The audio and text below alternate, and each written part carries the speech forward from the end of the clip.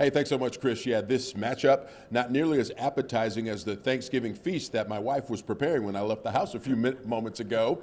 But the Cowboys are a 4-point favorite in this one. And Ed, let's start with the fact that Jerry Jones was trying to sell the notion that it's not crazy to think that he would offer his head coach, Mike McCarthy, a contract extension. I'll have my thoughts in a moment. What do you make of it? Jerry Jones has playoff fever. One win against Washington. He's envisioning a playoff run. He's imagining a future with Mike McCarthy as his partner. I think Jerry, when he's answering that question, can't definitively say he's not bringing Mike McCarthy back without tanking the season.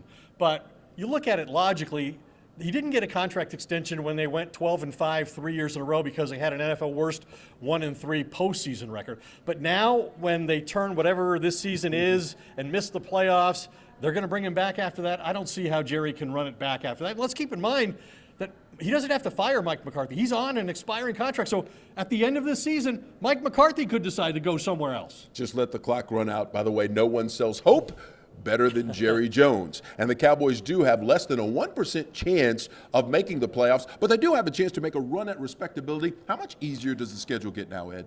Well, there have been 2 4-7 teams since the 17-game schedule began that have made the playoffs, but each of those teams made it because they had played in a soft division and they won the division. The Cowboys probably are not going to run down the Philadelphia Eagles, who are 5 games in front of them in the NFC, and Washington's ahead of them too.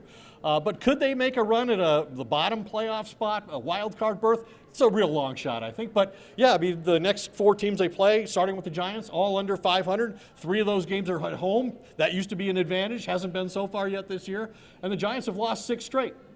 Let's talk about defense before we get out of here. Mike Zimmer's defense has been improving. Micah Parsons is back, 4 sacks in 3 weeks. Deron Bland made his season debut this last week against the Commanders. And Drew Lock figures to be the starter for the Giants tomorrow. It'll be his season debut as well. We should see the pressure from Mike Zimmer, right? Yeah, I mean, Drew Lock is in a very difficult situation. He hasn't played as a starter all year. He's a 3rd different Giants starter at quarterback in 3 weeks. And you're right. Micah Parsons' return from that Week 4 injury against the Giants has made all the difference in the world. The Cowboys have 10 sacks since he's come back. That's the 7th most in the NFL over the past 3 weeks. So you would expect them to create a lot of pressure. And if Trayvon Diggs plays and Deron Bland plays the other side, Jordan Lewis is coming back.